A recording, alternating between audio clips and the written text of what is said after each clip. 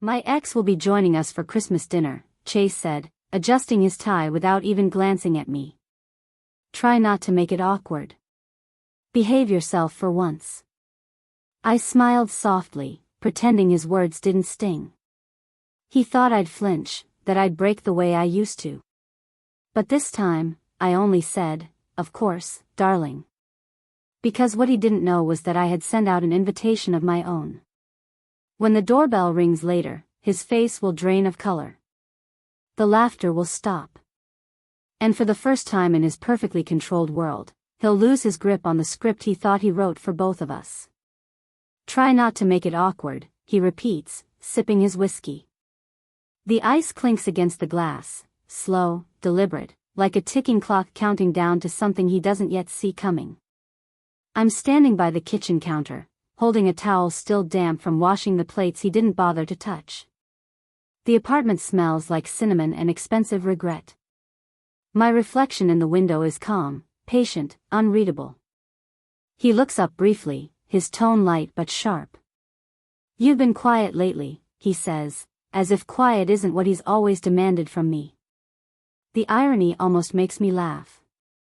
But I don't. Not yet. Behind him, the Christmas tree glows, delicate ornaments, golden light, a perfect picture of a marriage that doesn't exist anymore. It's funny how betrayal hides best behind beauty. He's scrolling through his phone, probably texting her. The woman who once made him feel alive. I used to hate her name. Now it doesn't matter. Tonight, she's just a pawn. Before we continue, please subscribe to support stories of women reclaiming their power. The silence stretches. Outside, snow begins to fall, slow, soft, and soundless, like the kind of justice that doesn't need to scream to be heard. I dry my hands and place the towel down carefully. Every movement tonight has purpose. Every word has weight. When I finally speak, my voice is calm. I'll make sure everything's perfect. He doesn't notice the edge beneath my tone, the quiet promise woven between each syllable. He smiles, pleased with his control, unaware that it's already slipping. Because while he was busy making me small, I was busy learning how to make him watch himself crumble. And when that doorbell rings, and the person I invited steps in, he'll finally realize, this dinner isn't his stage. It's mine. The doorbell rings once. Sharp. Echoing through the silence like a warning. Chase's hand freezes around his glass. He glances at me, then at the clock on the wall. "That must be her," he says, smiling faintly, the kind of smile that never reaches his eyes. "Be nice, okay?" I nod, wiping my hands on the towel, hiding the tremor that isn't fear, it's excitement. I'd been waiting for this sound, rehearsing it in my mind for weeks. The sound of everything shifting. When I open the door, a gust of cold winter air sweeps in, and with it, her.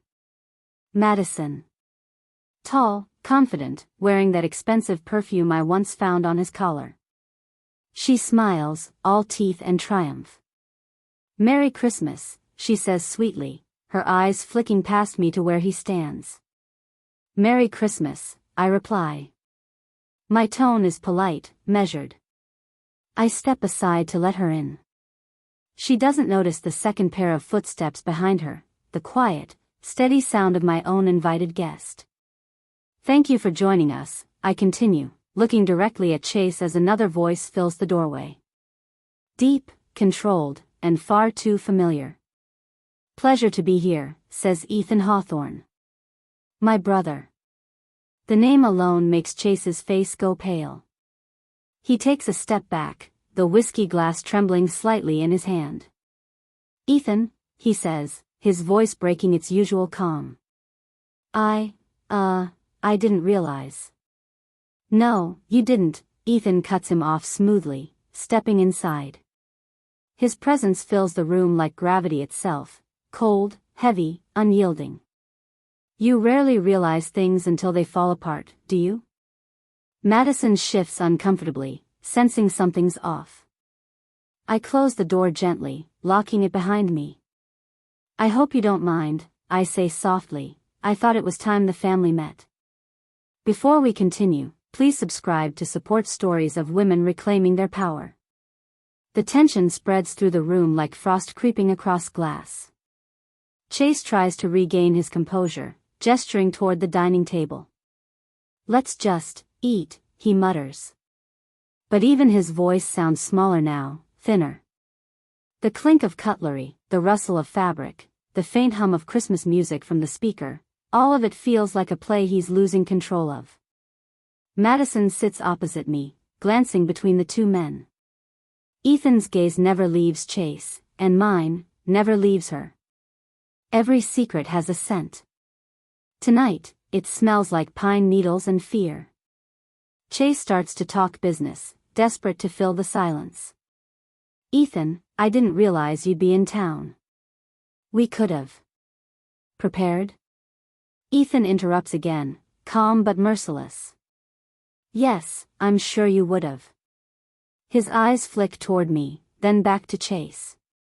Tell me, Chase, do you always mix business with pleasure? The air stills. Madison freezes mid-sip. Chase opens his mouth, but no words come out. I smile faintly, leaning back in my chair. Oh, I'm sure he does, I say softly. He's very good at multitasking. The room goes silent again. Only the fireplace crackles, quiet, burning, alive. And that's when it begins, the unraveling. Dinner moved forward like a silent negotiation. The kind where no one says what they mean, yet every gesture screams the truth. Madison kept glancing toward Chase, waiting for him to meet her eyes. He didn't. Not once. His fork clinked against the plate, his appetite gone, replaced by calculation. I watched him trying to assess how much I knew. The truth was, more than enough. Ethan sat there, utterly composed, swirling his wine with the kind of ease that only comes from power. His tone remained conversational, but his words were razor-edged. So, Chase, he said lightly, how's the new product line performing? You know, the one funded by Hawthorne Capital? Chase's fork froze midair. Madison's head turned sharply. For a second, the only sound was the faint hum of the heater. I wasn't aware Hawthorne was involved, she stammered. I smiled. That's because you weren't supposed to be. Ethan leaned forward slightly. Funny thing about transparency, he said, voice low. It tends to reveal what people hide under confidence. Madison's lips tightened. Chase tried to interject, but his voice cracked. This isn't the time. Oh, but it is, I said softly. It's exactly the time. Ethan slid a manila envelope across the table. It landed right next to Chase's plate with a dull thud. You see, I continued, when you're married to a liar, you learn to check what he signs. Madison's eyes darted between us. She looked trapped, like a bird suddenly realizing the cage door was never open. Inside the envelope were copies of forged contracts, hidden accounts, and documents linking Chase's projects to unauthorized transfers. My name was on every account, as the majority shareholder. He'd been stealing from me, thinking I was too blind, too devoted to notice. But I'd been watching. I'd been waiting. Ethan simply said, "You'll want to read those carefully. Auditors are already on their way." Chase's expression collapsed. His mask, so perfectly crafted over the years, began to crumble in real time. He looked at me, the first real look all night, as if searching for mercy. I had none left to give. Madison stood abruptly, muttering something about needing air, but I raised my hand gently. "Sit," I said. The word wasn't loud, but it carried weight. The kind that comes from someone who's finally done being small. She obeyed. "Do you remember what you told me, Chase?" I asked.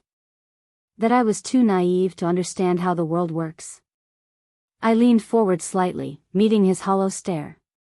Turns out, I understand it better than you ever did. The clock ticked softly in the background, marking the seconds between the end of his confidence and the beginning of his downfall. He tried to speak, but Ethan stood, placing a single hand on his shoulder. Don't, my brother said coldly. You've said enough. Chase's shoulders sagged. Madison's eyes filled with realization. She hadn't been the hunter. She'd been bait. And I, the quiet wife who folded his shirts and smiled at his jokes, had become the one thing he never expected. The storm he created, wearing silk and a steady smile. The following evening, the ballroom at the Blackwood Grand shimmered with gold chandeliers and false smiles. The launch event had drawn investors, press, and socialites, all eager to witness the rise of Chase's new product line. Cameras flashed, champagne flowed, and every laugh sounded rehearsed. On the stage stood the man who had once convinced me I was his partner, not his pawn. I stood near the back of the room, wrapped in the same emerald gown he'd given me on our anniversary, the same one I'd worn the day I discovered his betrayal. This time, though, it wasn't a symbol of devotion. It was armor. Every glance, every whisper that followed me felt like background noise to the plan already in motion. Ethan had made sure everything was ready. The documents were in the right hands, the press releases cued, and the timing, perfect. Chase spotted me across the crowd. For a fraction of a second, he hesitated mid-sentence. That brief flicker of panic was all I needed to confirm that he knew what was coming. He forced a smile, adjusting his tie as though straightening his crumbling composure. Madison lingered at his side, her expression unreadable, her loyalty already dissolving under the weight of fear.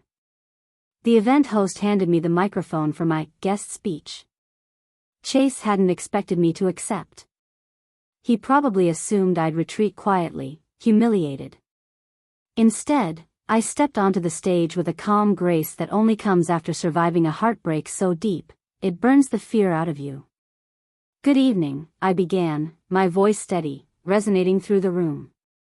Tonight, we celebrate innovation, ambition, and the future of Blackwood Industries.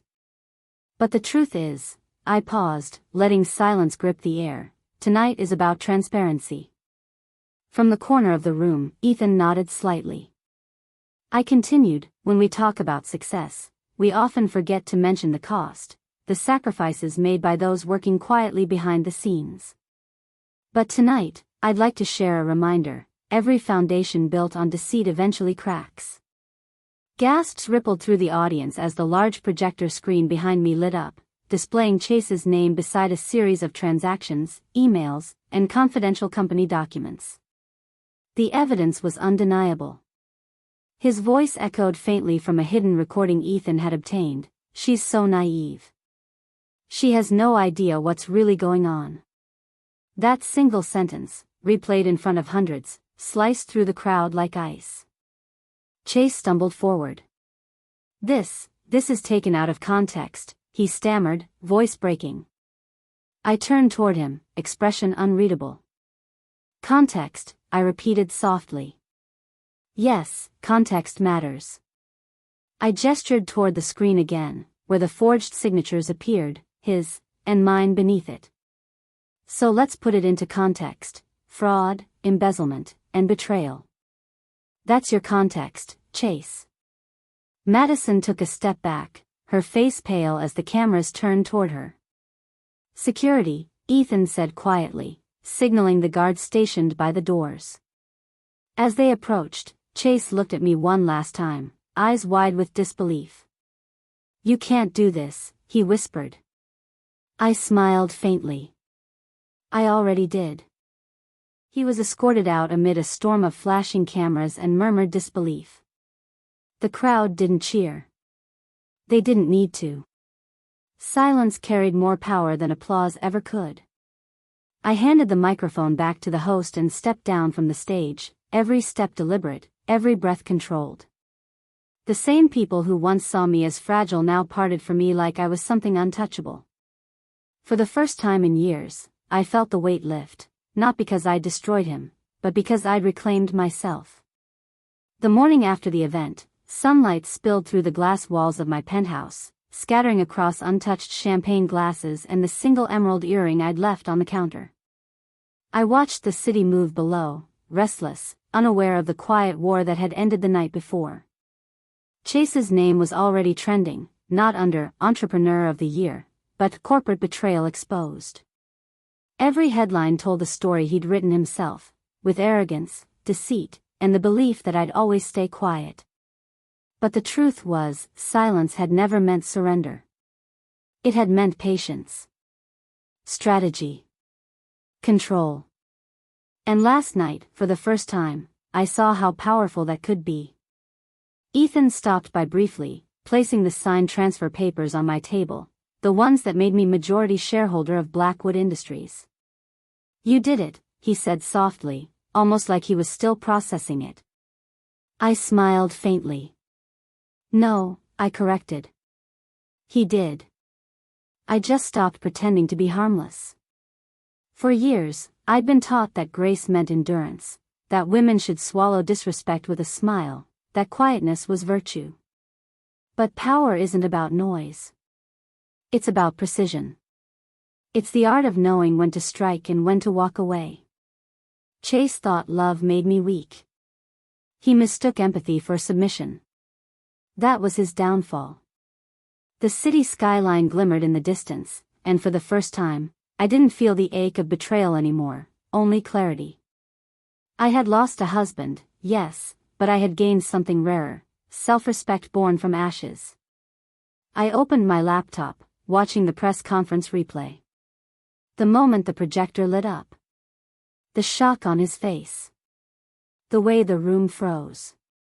Not because I humiliated him, but because I'd rewritten the rules without ever raising my voice. That was the moment I stopped being harmless. I poured myself a glass of champagne, not to celebrate his downfall, but to honor my own rise. Every woman who has ever been mocked, silenced, or underestimated deserved to see this ending.